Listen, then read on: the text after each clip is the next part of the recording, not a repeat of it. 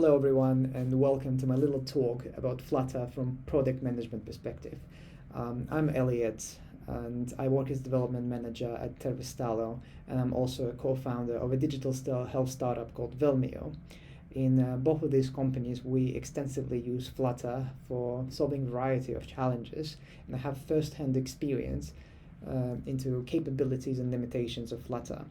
And today I want to talk about how we can use Flutter to solve really complex business challenges by embedding it into existing apps, such as web apps, other people's apps, super apps, etc. And to start with, let's imagine a scenario where we plan out a new feature, something that can greatly improve our business, bring new revenues, and make our customers more satisfied. We sit together with our engineers and the development team overall and have to choose a technology. These days, with the rise of declarative frameworks, it's really a choice between React Native, Flutter, Swift UI if you really like iOS, or Jetpack Compose if you're on Android. In theory, it's all really straightforward. We build our app, package it up, and deploy it on Google Play, Apple Store, maybe Huawei App Gallery, depending where you are. So in many instances, the choice between these frameworks really depends on what your team is confident with, what kind of languages and frameworks they used in the past. Should be, right? However, in reality, it's not only the language, the toolkit of the framework, the productivity from using one language or another. It's also a set of very complex business constraints that look more like this. You have different customer acquisition costs in different scenarios, and those constraints, the customer acquisition constraints, dictate what kind of technology and what kind of approaches you should use. In a simple scenario, or relatively simple scenario, you have a low customer acquisition cost, so you can just take your app and release it on Google Play or App Store, let's say under one brand. Maybe if it's a bit more complex scenario, you also might change some things in your app and release it under another brand in a different market, let's say one in Sweden, another one in Finland. But there are also way more complex scenarios where the market is very competitive, or your domain or vertical has some legal restrictions or certain unusual abnormalities that make you that require you to make slightly different choices in terms of how you deploy your app. And you might end up in a situation where you have to embed your new self-contained feature or self-contained app into a bigger pre-existing app with an existing customer base. Let's say you want to deploy your app to China or India or maybe Russia, and you have to integrate an pre-existing super app. WeChat, Alipay, Paytm in India, you said. Sometimes your app or your feature rather is very self-contained and more tailored towards other businesses. In that case, you might benefit from distributing it as the B2B SDK, something like ID verification software, for example, where you do provide the UI and the logic, but it has to be launched from other people's apps. That way you bypass certain customer acquisition constraints, you bypass Apple's payment restrictions, for example, and really make deals directly with your customers, being companies. And the scenario I really like, and I think is sometimes underlooked, is right before you're downloading version, where the customers come from some kind of traffic source, maybe social media, QR codes on the street, can be anything. And you want to give them a lightweight experience they can use straight away without waiting for downloads or installing your app. Use the primary use case of your app, and once they commit, once they see the value of your service, stick around, download it, become committed customers. But if you don't provide them this lightweight experience, there's a great chance you might lose those people before they even try your app. Up to 50% of traffic can be lost on that App Store page before they click the download button altogether. So no matter how great your app is, you have to make it accessible and put it right in front of the users. And more, with changes to legislation, with changes to policies, let's say, of Apple and Google, it becomes more difficult to acquire users. Customer acquisition cost grows, the cost of ads, and again, we end up in the scenarios of those high CAC markets. where you do have to be flexible, and your technology and the technology that you use also has to be flexible and adaptable to allow you to deploy your app or your service or your feature under all of those different scenarios, or multiple of those at the same time. And what Flutter promises is to be able to reach users on every screen, right?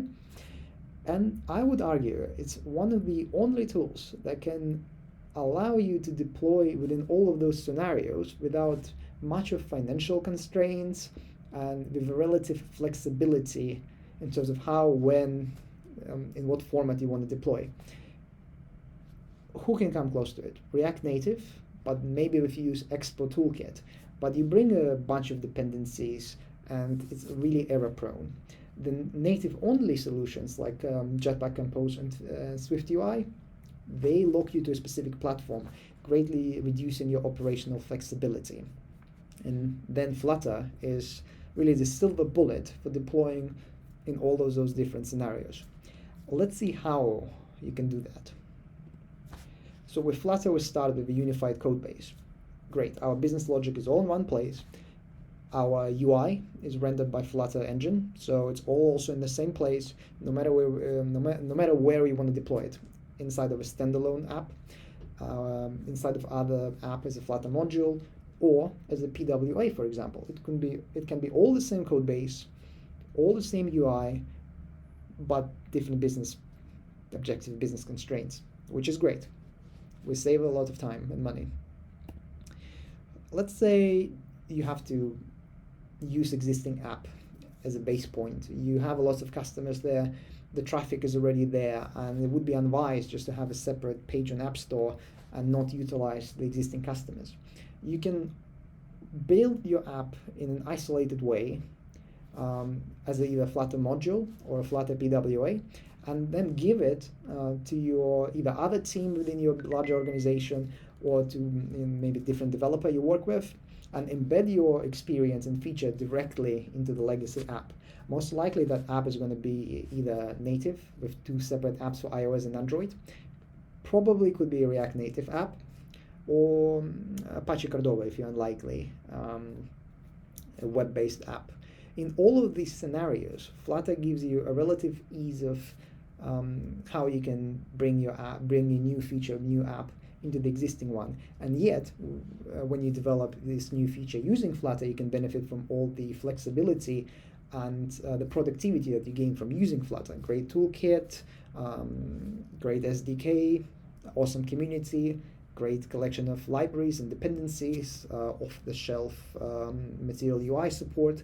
So you can build a feature really, really quickly, and yet be able to ship it back to where your customers are, which is incredible capability. An interesting scenario is working with super apps in markets like China, India, Russia, and more markets around the world. Yes, in the West, in Europe or the US, users go to App Store or Google Play, download the app, use it straight away. Sure, easy.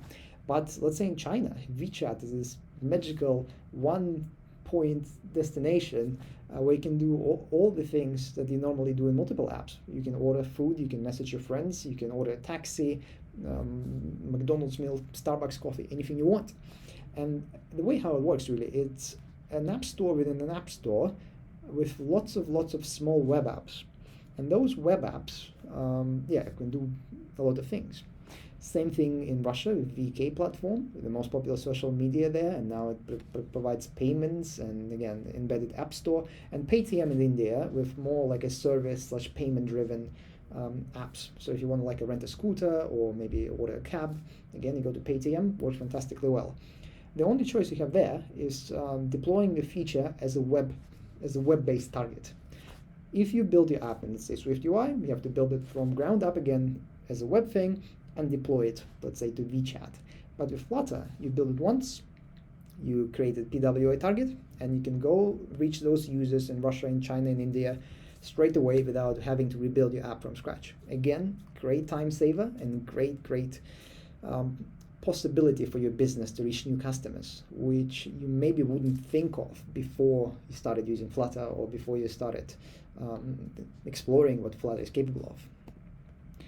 Another possible situation when you want to go directly to other companies and embed your experience into other apps. Possible example here would be, let's say, ID verification. Services like Verif. You give them the UI, you have a direct billing organized by the company directly, avoiding the App Store and Google Play payment systems. But then what you have to do, you have to give your partner, the company who buys your service, an easy to work with SDKs that works and plays nicely with the possible technology that they use on their end. And if they have a React Native app, it has to work great with React Native as a React Native dependency. As if it's an iOS app, you have to give them an iOS framework they can just drag and drop into the project and start using right away. Same goes on Android, and they might have a web app, or some of their users might be on the web, so it has to support web as well. How do we save time and money without rebuilding it 10 times? Flutter. As a Flutter web target allows us to target our web developers. You can create an npm package by embedding an iframe with Flutter into it, and maybe creating like a React component or web component of some sort. In the future, it will be possible, the Flutter team keeps talking about it, to constrain Flutter view to a specific DOM element, making it even easier to create npm packages with Flutter. Flutter modules, you can relatively easily create React Native package around a native iOS and Android dependency, and then also distribute it to React Native, to teams who prefer React Native. Or iOS and Android frameworks, well, that's pretty straightforward. Maven on Android, CocoaPods on iOS, and everyone is happy because they can read a few lines of documentation and start using it right away without much of a learning curve. Fantastic business opportunity. My favorite, try before you're downloading version. Customers come from expensive customer acquisition places, from your Google search ads, Facebook, Twitter, whatever you get them from. You might have QR codes, let's say on your little electric scoot. Customer scans the QR code, they want to use the scoot right away. If they have to install an app, there's a great chance you're going to lose them. With Flutter, what you can do, you can show them a lightweight PWA version. They can do the primary use case, get that scooter, pay for it, start using right away. They love your scooter, sure. They're going to stick around, download, then you can prompt them or show them a screen offering them to download the app to convert them into a returning customer, maybe offer them some bonuses for signing up or something like that. Then they stick around, get full-fledged experience for Google Play or App Store. But you keep that customer, you keep them engaged, and don't allow them to get lost into that on that additional step of having to download, install, and configure the app. This is a critical situation for e-commerce applications, but also for things like kind of a service-driven economy as well. Food delivery, taxi rides, scooters, anything to do with e-commerce. But even there's sometimes situation where if you have an e-commerce experience and the purchase is not daily, but you still want to offer a good experience on mobile, let's say, I don't know, you kind of shop selling, I don't know, furniture maybe or something like that. Customers don't buy it daily. They might buy it once a year or maybe once every 5 years. But they still need to have great experience. In that case, Flutter PWA could be a great choice as well. Just show them that and offer more advanced features into full-fledged native experience. Flutter gives you so much flexibility. Again, you can't achieve anything similar with just native apps or even React Native, though React Native comes pretty close to it. So what considerations do you have to keep in mind when working with scenarios like this? Existing apps, even if you haven't designed it to be modular, can be relatively easily converted into Flutter modules that then can be embedded into existing apps. Or you can add a web target to your app, also with relative ease. I'll show you later. Flutter Web requires dependencies in libraries to be compatible with the web. Lucky us that on PubDev more and more libraries and dependencies are compatible with the web. The community is great and they tend to update, especially the most popular libraries with all the supported platforms. But if a certain dependency that you use is not compatible with the web, you might have to either change it or think about the way around that. The more native Dart code you use without native library, native dependencies, the better, because you get more flexibility. It's important to consider how you're gonna sync login state with the host.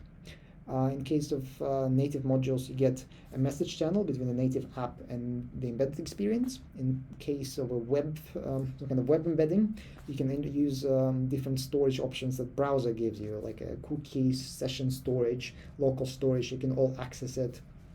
You can access it all via the embedded experience. And it's also preferable to use feature-driven development to keep your app modular and to be able to reconfigure it for different settings. For example, maybe a lighter weight version for WeChat, but full-fledged version for what you get from App Store and so on. So be flexible and allow your customers to get different feature set depending where they come from and what they expect. Here's a little example how you can add a Flutter module to an existing Flutter project. Relatively easy. All you have to do is to go to your pubspec file and add a few lines specifying the package and bundle identifier for your module. You have to enable Android X for Android as well, but I'm going to show you this from iOS perspective. So we configure our pubspec file.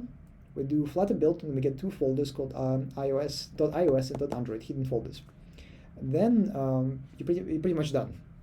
All you have to do then is to go back to your native app, or create a new app, go back to other team, and let's say via CockerPod in this case, in pod file, we configure our dependency by adding a few lines of code, basically specifying the path to where our module is. So in this case, I do install Flutter, and we do pod install. Our dependency is configured.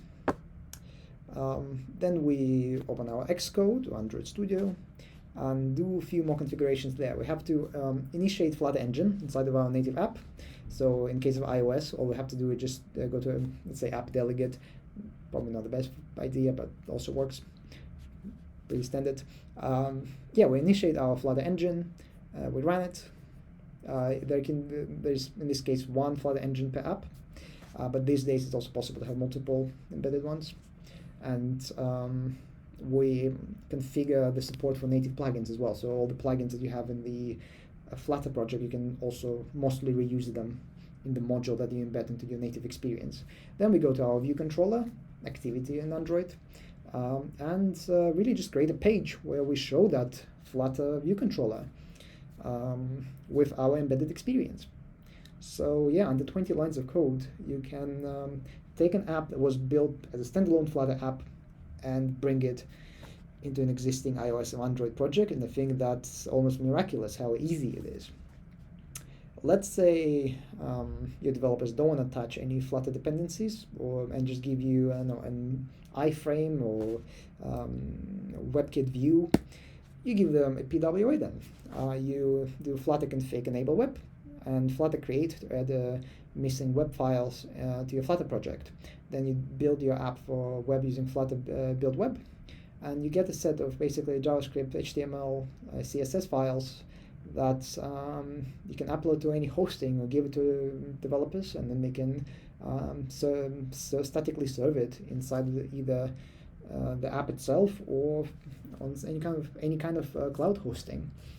Makes it very easy to prototype and embed experiences, Flutter experiences, anywhere you want.